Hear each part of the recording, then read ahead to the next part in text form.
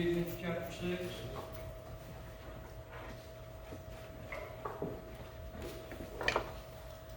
While you're turning, we got an FM receiver now, and we have some out in the parking lot. Some are, still concerned about the virus, and that's understandable. And you pull up out there in your car and tune in to 87.7. Isn't that right? 87.7. And you can listen to the service and all that. So if you know somebody that's still concerned about it and don't want to come in, and if you want to come in, wear your mask, glove, that's fine.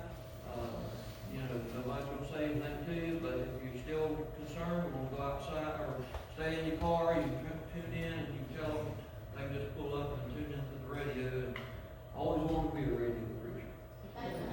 Now I've got to be a radio preacher. So anyway. Is everybody there? Ephesians 6:10 says, "Finally, my brother, be strong in the Lord and in the power of his might.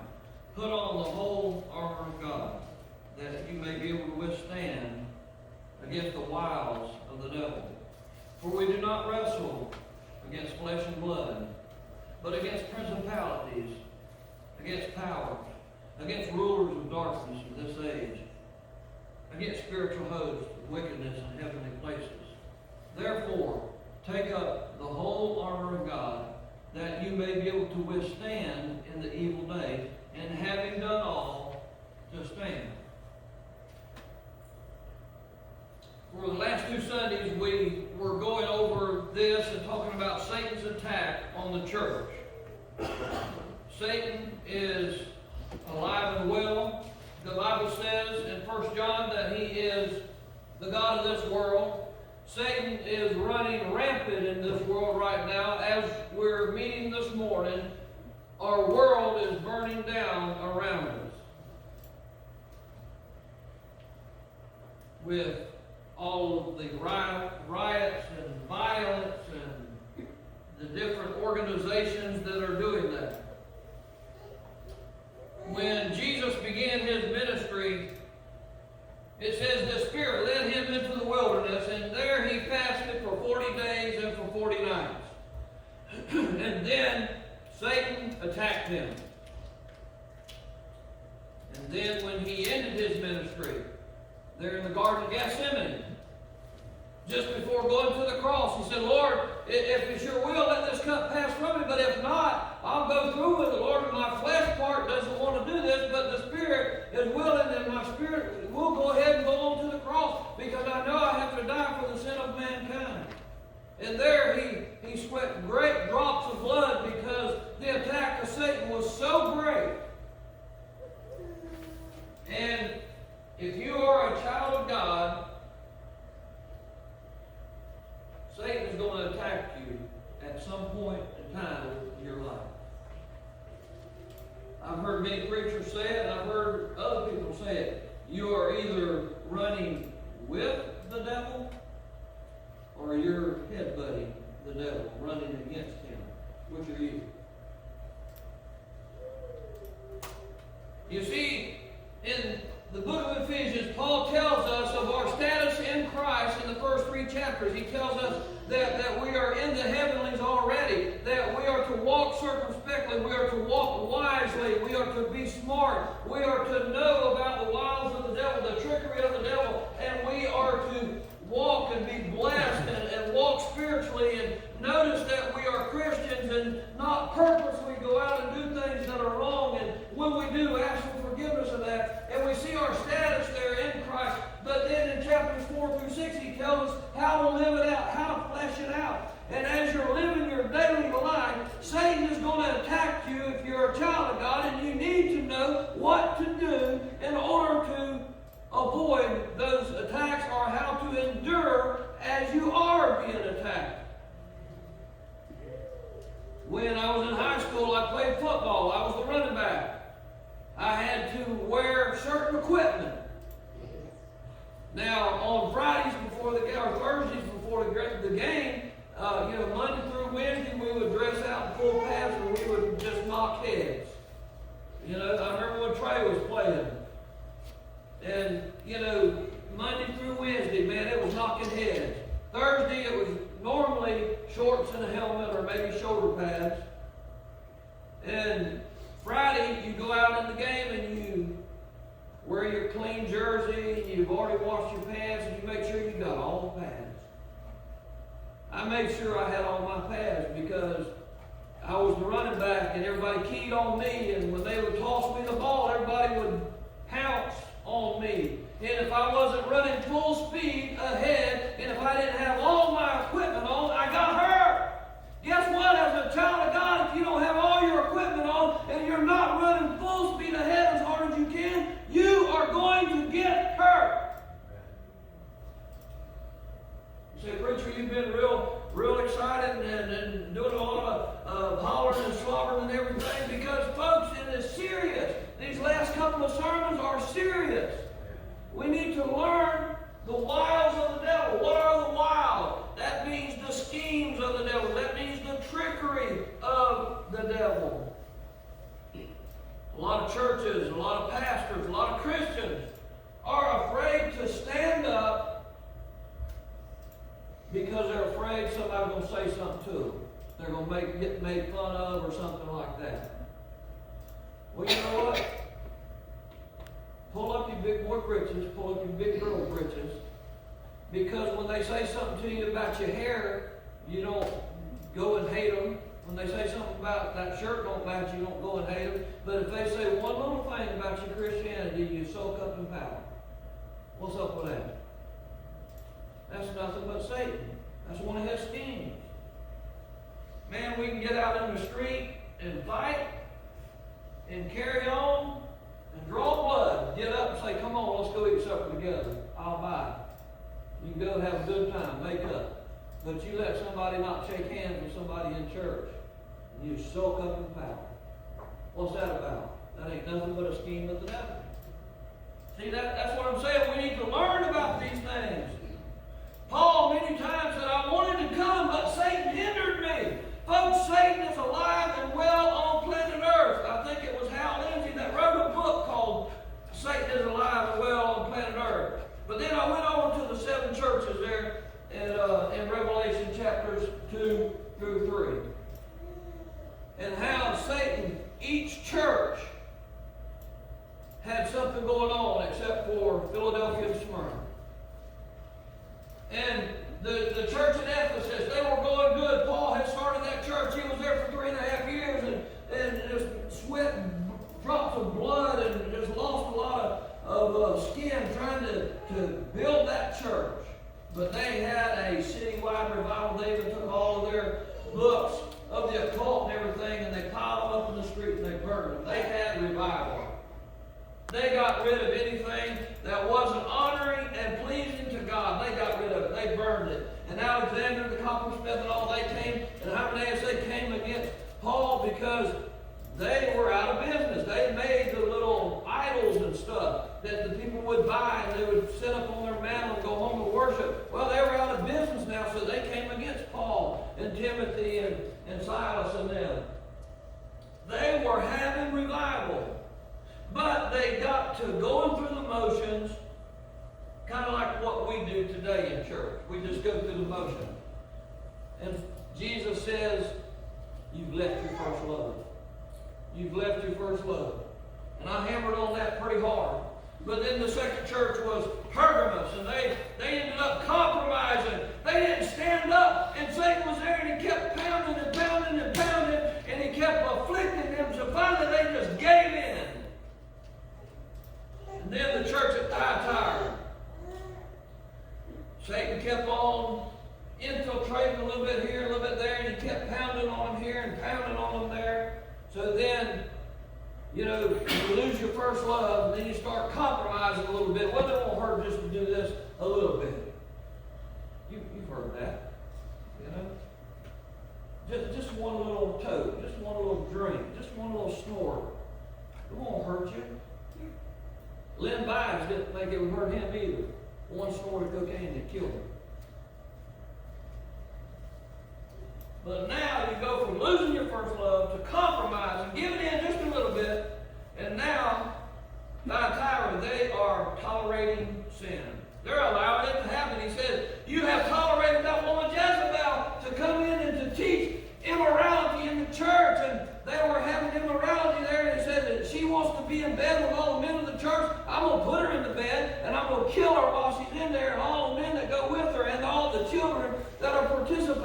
kill them too. You see, that's the way the devil operates. First, you lose your first love. That first love, that exciting love, that enthusiastical love, to where you cannot stand to be away from your partner. You've been there, you know. It's exciting. But then the bills start coming in. You got to start working 2 jobs. You got to do this and you got to do that. And then it's, hi honey, it's supper, and I'm wore out, get a shower, and go to bed. And then after months of that, it's the enthusiasm is gone, the honeymoon is over. Am I right? Then a little bit of compromise here, a little bit of compromise there. And then you begin to start tolerating sin. Well, it ain't so bad, you know? But then there's the church at Sardis. They had a large congregation. They had a lot of activities. They were wealthy. They had a lot going for them. They had a form of life, but Jesus, in chapter 1 of Revelation, said, I'm walking in and out of the churches. I see what all's going on. And He's walking in and out of our church, and He knows your heart. He knows my heart. He knows everything that's happening. But He was walking up and down their aisles and in and out of their pews, and He says, you know what? You think you're alive. You think you got everything going on, but you are dead. He says you have a form of life, but you are dead. Like the rhyme of the ancient mariners. Dead men steered the ship, and dead men rowed the oars. But they were dead. They relied on their wealth. They relied on their reputation. And how many of us rely on our wealth and rely on our reputation? It ain't what's going on right now. I used to be able to do this. You know what? I used to be able to run real fast. I used to be able to carry the football. I used to be able to do all that. I had scholarship offers. But you know what?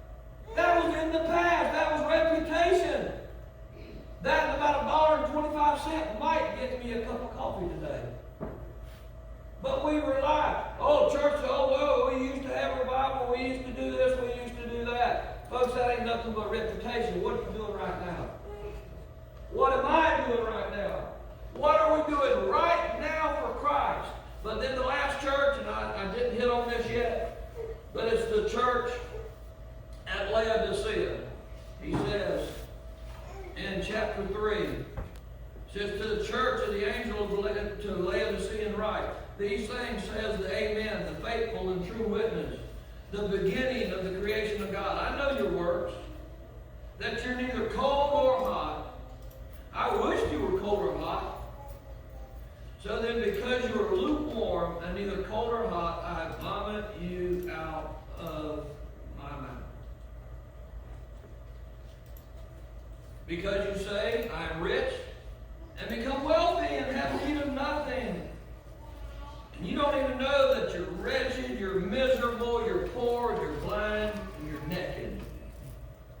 They was not aware of what was going on.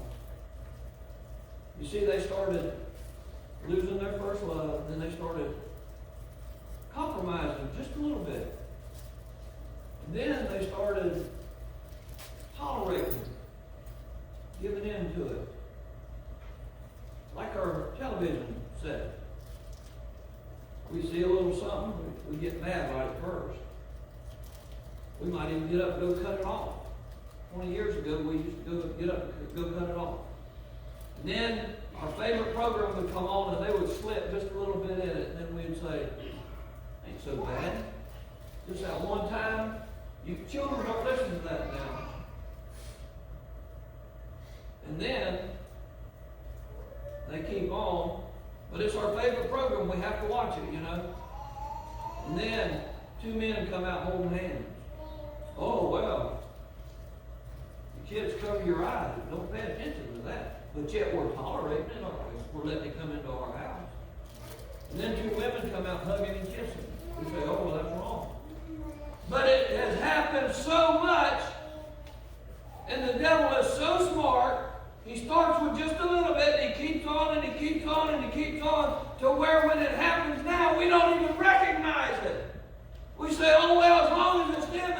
us alone, it's okay. No, it's not okay, y'all. The church at Laodicea, they had things going for them. Everything was happening. He said, but I know what's going on. You've lost your first love. You started compromising with sin. You started tolerating sin. You gave into it. You even let sin into the church and was not even coming against it. No church discipline, nothing. You were letting everything go on right there in the church. And now, to Laodicea, and he's saying, you ain't cold and you ain't hot. You know, if a person's cold, you know where they stand, don't you? And if a person is real hot and they're excited about something, you know where they stand. Have you ever been around somebody that got a new hobby and that's all they talk about? I mean, just that's all they talk about. Hunting or fishing or guns or, you know, whatever. That's all they talk about. At least you knew where they stood. Right? You remember when you first got saved, you talked about Jesus all the time. But now you don't say nothing about him. You see, he told the church of Laodicea, if you were cold, I would know where you're at. If you were against me, I know that you're against me. And if you were hot for me, I know that. But you're straddling the fence, you're trying to play both ends in the middle, and you're not cold, you're not hot, you're straddling the fence, and it makes me sick, is what he said. He said, it makes me sick so much I vomit you out of my mouth. You say, well, preacher, you ain't supposed to say stuff like that in the pulpit. Well, I'm sorry, that's what the Bible says. Jesus said, you make me sick. And if you're straddling the fence, guess what? You make God sick. God doesn't like it when we straddle the fence. Because you see, when you're cold against him, he knows where you stand. When you're hot for him and you're excited about him, hey, he knows where you stand. But when you straddle the fence, he doesn't know. Well, he does know, but nobody else knows. It reminds me of a politician that said, some of my friends are for it, some of my friends are against it, and I'm for my friends. He was straddling the fence. He said, you don't realize that you're lukewarm. You've lost everything. And when you are lukewarm and straddling the fence, you have lost everything. He says you think that you're rich and in need of nothing, but he says you're poor, blind, and naked, and you're miserable, and you don't even know it. When you leave Christ, when you lose that first love, you become miserable. When you're straddling that fence, you're miserable. How do you know, preacher? I've done it. I know. How many of you straddled the fence before? How many of you have been lukewarm? You're miserable, aren't you? Man, you can't sleep. Every song you hear about, God's talking to you. Every time somebody comes up and says something to you, they have to bring out God. You're like, man, everywhere I turn, I go to sleep and I dream something about the Bible. I hear a song and it's something about the Bible. I go talk to so-and-so and he always talks about the Bible. Do you think that's by happenstance that that's happening? No, God's trying to get your attention. He's trying to get you off the fence. And if you're straddling the fence, by the way, the devil owns the fence. And he's got you. That's why Jesus said, I see what you're doing. I see what is happening. You are lukewarm. You're not cold. You're not hot. You're trying to appease everybody, and you cannot appease everybody, and you make me sick. He says you're poor, blind, and naked, and wretched, and miserable.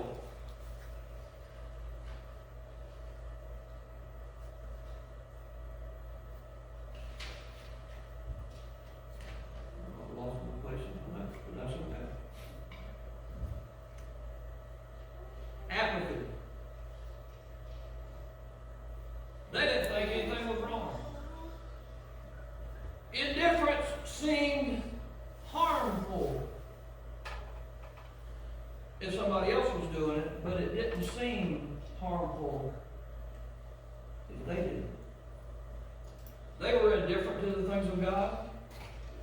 They were superficial. And by the way, when you're straddling the fence and you're lukewarm, everybody knows it. Everybody. If you want to find out about something, ask a 13 or 14-year-old. Because they can see right through the person. They'll tell you exactly where that person's standing. They can tell you if that person is pretending. They can tell you if that person is serious. But indifference. That's where most of our churches are at today. That's where most Christians are at today. Apathy, indifference.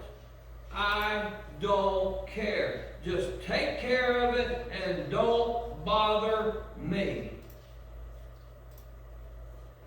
Am I right? Is that right? Just don't bother me. You take care of it. Something comes up in the church. Well, let the preacher take care of it. Well, no, we all have to take care of it. If a problem comes up in the church, oh, well, let the preacher take care of it. He'll take care of it. No, we all have to take care of it. Apathy. The I don't care attitude. That's why churches all across America today are dying by the droves. They don't care. You know why our church is not packed out this morning? People don't care. Do you know why you're thinking right now, preacher, I really wish you would shut up. You've got about 20 minutes, and I know we're here till about 12, but I really wish you'd go ahead and shut up now. You know why you're thinking that? Apathy, I don't care. Is that right? Amen. I mean, I'm getting real. I mean, we got to get real, y'all. If we don't, it's over. If America doesn't wake up, if the church doesn't wake up, if the Christians don't wake up, it's over. Lukewarm. He said, I spew you out of my mouth. And what's going on there is there in Laodicea, they had a creek that would run down out of the mountain. And it would, most springs are cold. And you can jump in and cool off when you're hot. I mean, how many of you before when you're cropping the back or a pitch of watermelon or something, you run down to the springs and jump in when it's over with? Woo, felt good. Man, there in Trenton, we run to Hart Springs every evening. We jump in. Felt good. But then, sometimes you run across a spring that bubbles up real hot water. You say, well, that's different. That's, you get in it, and it loosens up your muscles, you get to feeling good and all. But there in Laodicea, they had a spring, and it was lukewarm. And when you go to take a drink of ice cold water, boy, when you're real thirsty, you just kind of anticipate it, don't you? And you want to take a little drink, and that coolness just kind of cools you down. But there at Laodicea, they take a little sip, and it was tripping. It was lukewarm. And it would make you sick. And the locals around there wouldn't even drink it. But a visitor would come and say, oh, cool spring. Take a little cupful or get a little handful, go do it. They would make them sick. When I drink my coffee, I like it hot. I'll put a little sugar in it. I'll put a little cream in it. And I drink it and it's nice and hot. When I drink iced tea, I want a lot of ice. I want it cold. When I'm out mowing and all, or working outside, I get real hot and I come in, I get me some ice, and there in the refrigerator, that water's already cold, and I'll draw some of that, and I'll take a drink, and it's nice and cold. What I'm saying is, folks, you're the same way. When you're hot, you want something cold to drink, you want it cold, don't you? When you are anticipating that hot chocolate or that hot tea or that hot coffee, you want it hot. Have you ever left a cup of coffee sitting? Maybe you get on the phone or go talk to somebody or whatever, somebody drives up, and you go back and you say, man, I really need that coffee. And you go get that cup of coffee and it's lukewarm. You ever done that? It's nasty, ain't it? That's what God's saying. He says, that's where you're at. He says, you're lukewarm. It's nasty. I spew you out of my mouth. He says, I know your works. I know everything you're doing. You're going through the motions. You think you got it made. You say that you're wealthy, that you have need of nothing. And by the way, God can touch you just like that. You can lose everything overnight. And then what you going to do? Then you're going to have to trust in God. You know, that might be something good to happen to about half of us. So we'll start trusting in God again. So that we'll get off the fence, so that we'll quit being lukewarm, so that we'll quit being apathetic, and we'll start serving Him. We'll quit going through the motions and start serving Him. Because usually when something bad happens and we get wiped out, where do we turn? We turn to God, don't we? We start trusting in Him again. We start serving Him again like we should. We start praying like we should. We start reading our Bible like we should. Maybe some bad things need to happen, so we'll turn back to God and quit being lukewarm, and we'll get off of the fence and start serving Him.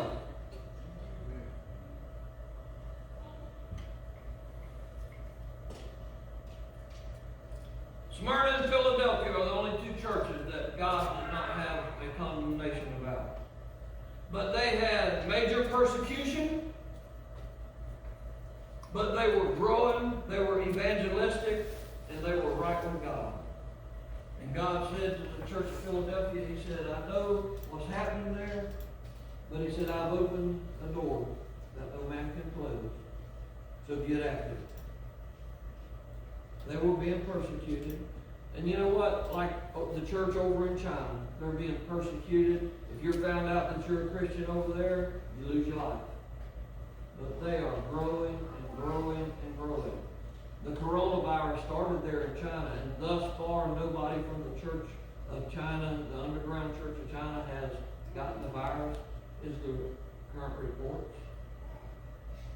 But you see, when you get persecuted, when you lose everything you got, when trouble comes, when heartaches come, you turn to God.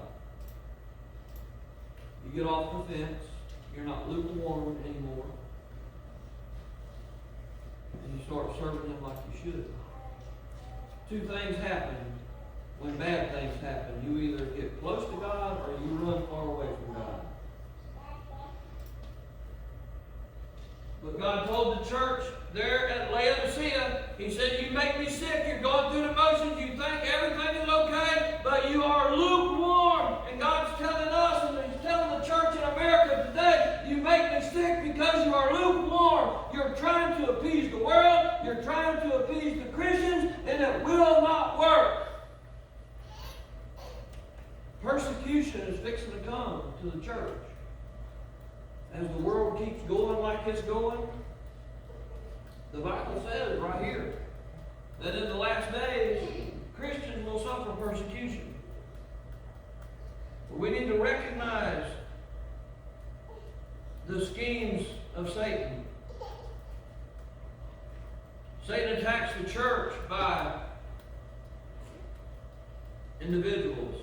He'll get one individual and they'll get sideways, and then they'll try to get a little group together, and it just keeps growing.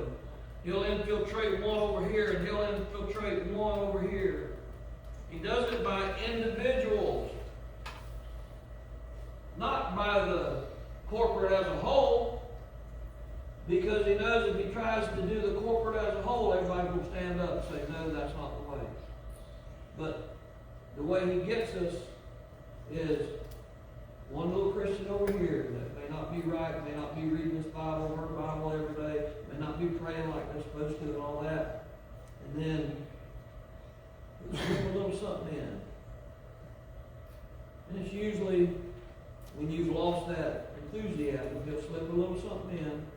And then you say, oh, it ain't so bad. Then he'll start slipping a little something more in. Then you start tolerating it. And then next thing you know, you're on the fence. Then, when you have to say something against sin, maybe to an individual that's in the congregation or something, then you rise up and say, well, why are we doing that?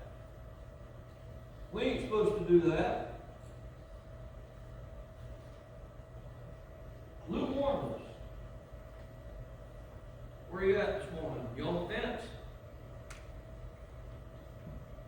you indifferent to the things of God? Oh no, I come on Sunday morning.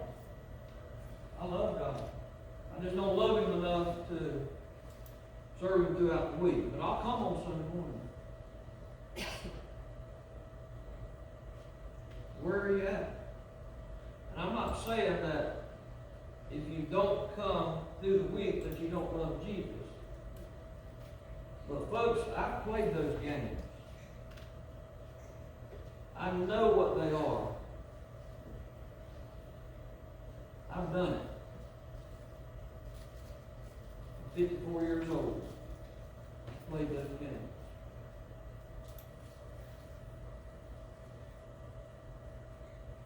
Can you say it 10 minutes, 15 minutes? Quick. Come on. Right now's the time. Brother Jeff's going to come. He's going to talk to us just a moment.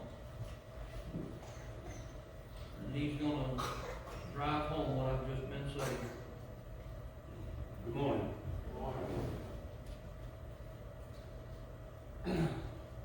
Well, I got saved in about in 14, I realized I was on the fence. I was not letting God run the show. I was still running the show. I got in a bad way in 14, and let me stop for a minute. That's my father-in-law, Bob Driver, Miss Helen Driver. Y'all got to work. Y'all got to work with me. I get emotional when I talk about this. But anyhow, my beautiful daughter Lynn and Tammy, my wife. Let me shake this off. But anyhow, in 14, I was gonna ride off, throw my cell phone out the window, to leave my family, go get on the bar stool. I was cooked. I was, the devil had me stranglehold. I come in the house,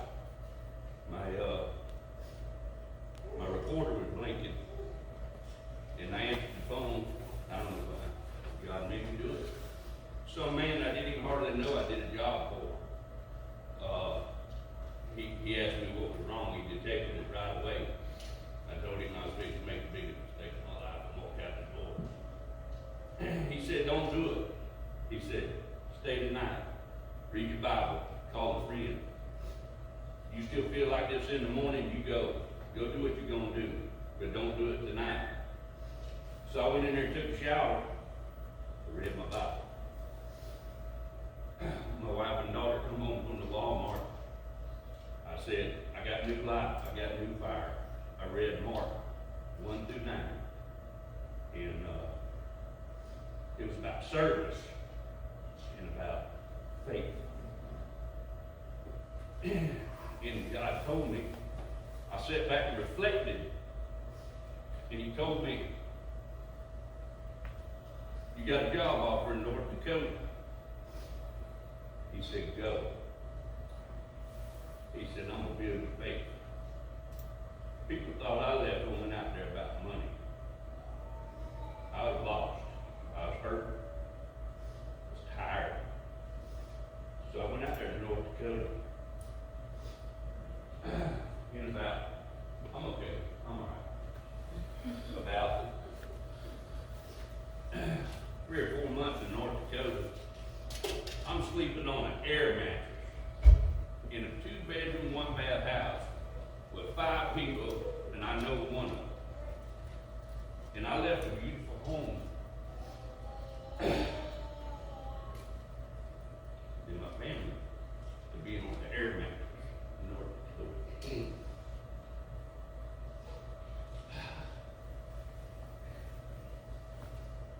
A few months goes by. Find out she got breast cancer, but she's all better today. Woo! It's the Lord. But anyhow, the company I was working for, picked up $700,000 worth of medical bills for us. Tell me. This ain't a weakness. When I feel the spirit, I get emotional. God changed my life. He built my faith like none other. I'm gonna tell you, you go out there in negative 57 and swing from oil fields, from oil wells,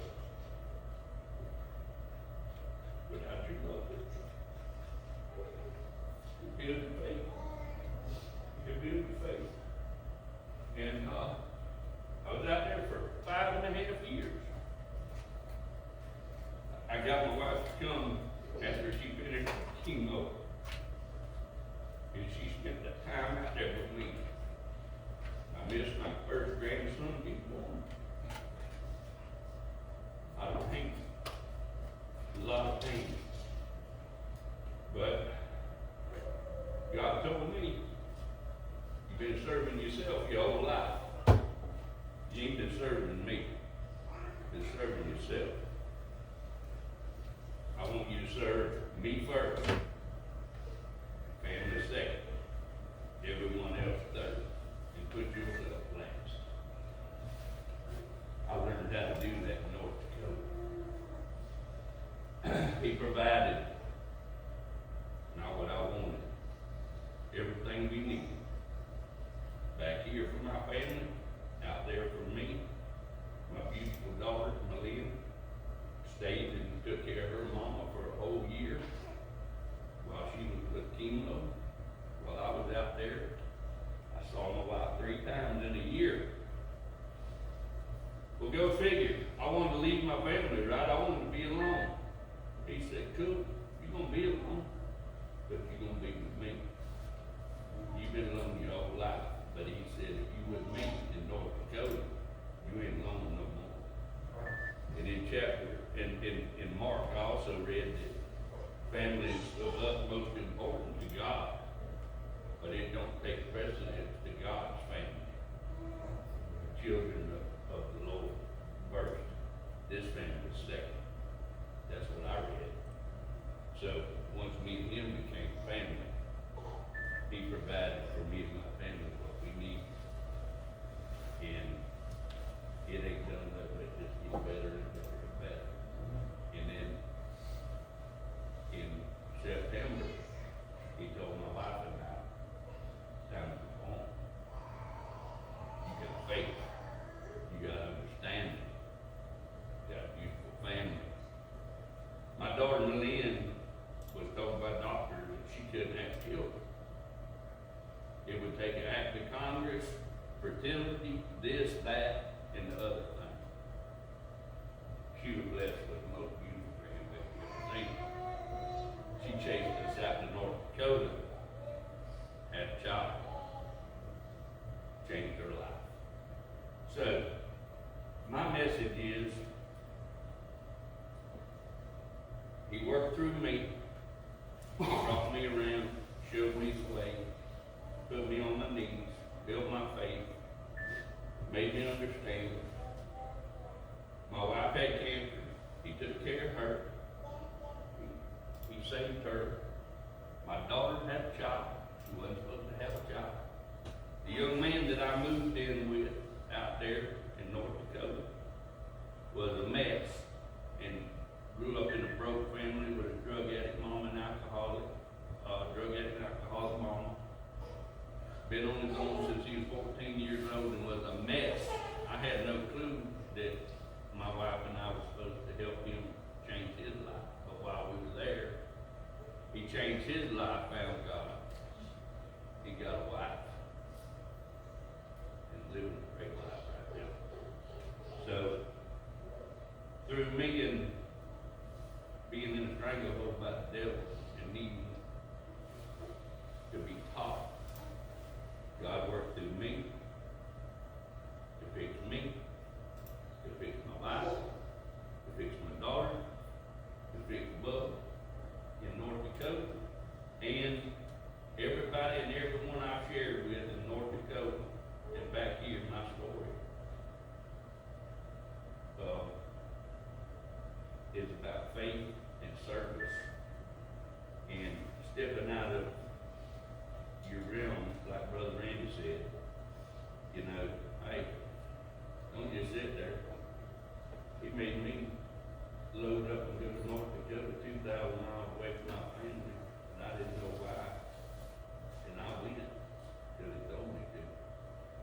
tell y'all to stop and say hi to somebody standing out there in the rain side of the road, or he tell you to get somebody $5 in front of that Walmart and pass judgment on that person, give him $5.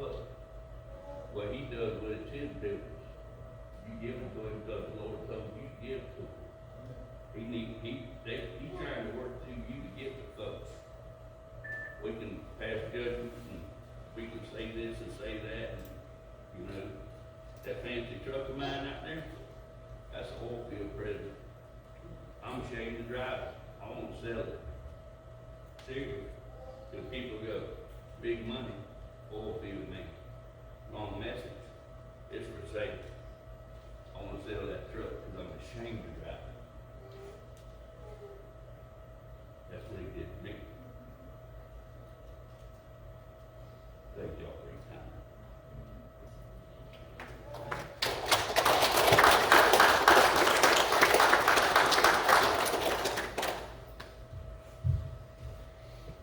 And Jeff and I have been talking about him sharing because, you know, God's worked in his life so much. It's changed us so much. You've seen part of my change. Jeff and I have been friends for 20-something years. When I was down and had nothing,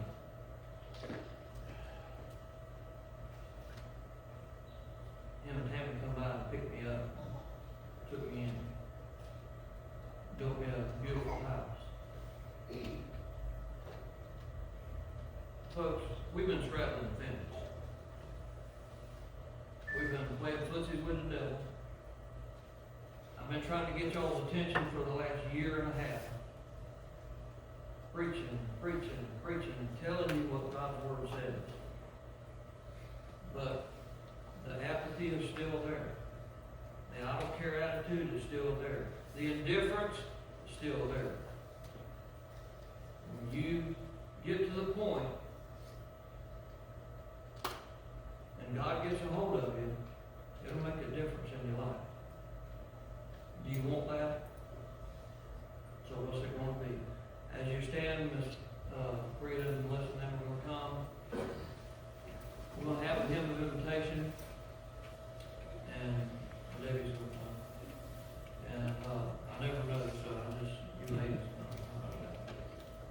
But let's stand. We're going to have a hymn of invitation, and I want you to think about this, y'all. Be serious. Are you for God or are you against Him?